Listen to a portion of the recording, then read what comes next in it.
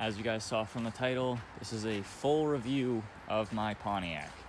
I did one of these videos like probably a year and a half ago or something, and a lot of people can't seem to find it just because it's an old video, and a lot of things have changed on the car since that video anyways, so I figured I'll just make a new one. So yeah, I guess we'll get right into it. So obviously we got a little tint strip on the bottom, a little tint strip on the top, 5% tint on the sides, T-tops, and the rear. Little aftermarket third brake light because the other one was busted and red. Tail lights are tinted. We got Corvette wheels on the front. I think they're 18s on the front. Yep. And I do have the Corvette wheels for the back. Actually, one of them is right in here. So that's what the rears look like, but they're a lot more expensive every time you buy a tire. And as you guys know, the car goes through a lot of tires. So I just threw some 15s on the back, and rubber is a lot cheaper with those. So, but Corvette wheels are still on the front. In the tail lights, when you press the brake, or if you have the blinker on, it's got the weird relay. So there's 3 bulbs in each light. Got 1, 2, and 3. So when I hit the brakes, it goes 1, 2, 3, and they light up in that order. Same with the blinker. It's like the Mustangs.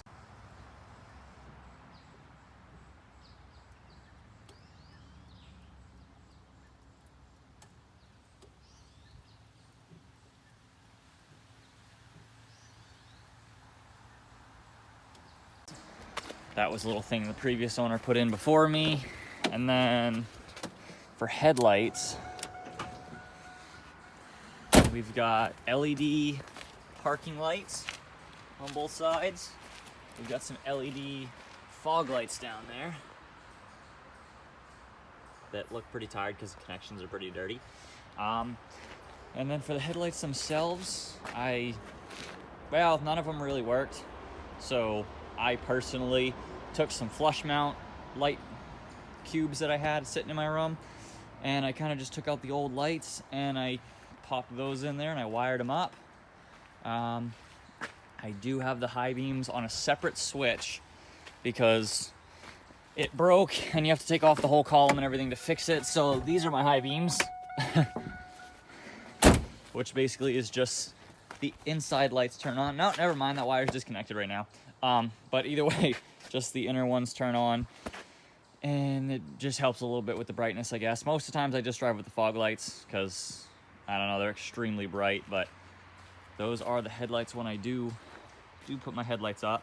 I did it kind of an easy way. Like, a lot of people are like, oh, how'd you do it? Was it this big hassle? And it's not really. I took the actual pods and I put them sideways and just screwed them right into the plastic and then wired them up directly to the old connectors where the regular headlights plugged in. So when I turn on the headlights themselves, as you guys just saw, they come on. I don't have to do anything extra. The high beams were just a special little thing, but those aren't even plugged in right now. And then we'll get to the power aspect of the car. So not really a lot done to it. As you can see, I got an Optima battery in it. Aftermarket power steering pulley. It's like a high strength steel. The other one was plastic and it shattered when I did the knuckle modifications for extra angle. Got the MSD 2-step for the pop bang sounds, and you can also make it a rev limiter. And then pretty much the engine's really stock. We've got some headers down there. They're supposedly like race headers, I guess. And we got an intake.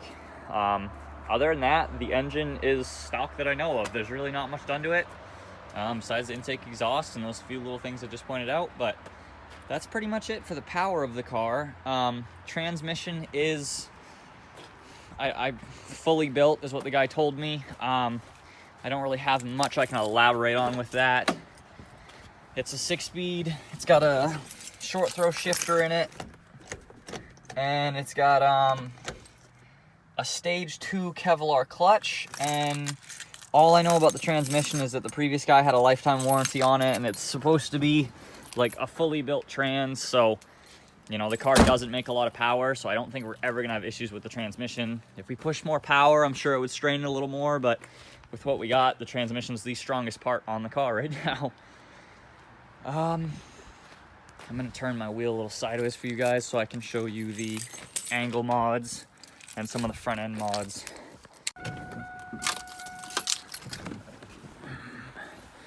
So as you can see, Pontiac does have some more angle than it came stock with. Basically that was kind of a custom mod because there's no angle kits for these cars. So I just talked to a bunch of people, did a bunch of research, and basically this right here, oops, sorry. This is the knuckle, and it used to be out here. That's what it is. I cut the knuckle off, took out about an inch of material, and had it welded back there and cleaned up and as strong as we can get it, and that's where we get all the extra angle from. The tie rods are stock and everything. That is connected to an aftermarket K-frame, this whole front end, aftermarket K-frame. That came with the car. And then as you go back, there's a few more suspension mods in the back. Right through the side there, we've got those, I forgot exactly what they're called. I think they're lower control arms, so they're adjustable. Got those aftermarket adjustable lower control arms. We got an aftermarket adjustable panhard bar. And if you can see up there, kind of near the exhaust, we've got an aftermarket torque arm bar that goes from the back of the transmission to the front of the diff. Those all made massive differences, really helped with wheel hop and just the handling overall of the car. And for the rear differential, I honestly don't know because I've never had it opened. And supposedly people say that the rear ends on these blow right up very quickly without driving them very hard. And I've been driving the thing pretty hard since I've owned it for the past 2 years with no issues. And the odometer does say 180 on the car. So I think something is aftermarket in there, but I can't exactly tell you what it is. And then inside, kind of touched on it a little bit. Rear strut tower looking brace thing that connects to the back of the seats that are 4-point harness racing seats. We've got a little shift knob on here that says 1st, 2nd, 3rd, 4th county prison because I thought that was kind of comical. And that's kind of all that's going on in here too. All the LEDs in the car are red, stuff like that, little things. Probably gonna get a different steering wheel at some point just because that thing is massive. And considering it's a drift car, I don't really want the airbag because I might end up messing up one day, and if my hand's in front of that, I'm gonna break my wrist. Also have a strut tower on the front. And I mean, I think that is really all we got going on in the car. I tried to be quick as I could, but also make sure I tried to cover everything. So quick overall is intake, exhaust, built trans, and some suspension mods, and kind of just blacked out everything. That's pretty much it. I'll leave a ton of links below. I'll leave links to the headlights that I installed. I'll leave a link probably to the fog lights if I can find them. MSD 2-step. I'll look for the 3rd brake light again.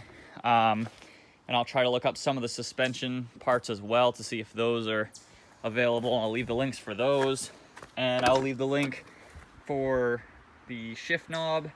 And I'll try and see if I can find the seats and leave a link for those. But if there's anything on the car that I didn't mention and you guys saw and you want me to go over, or if there's anything I didn't leave a link for and you want a link, just let me know and I'll figure it out. But that's pretty much all we got. It's pretty straightforward, and it's all just about how hard you drive it, I guess.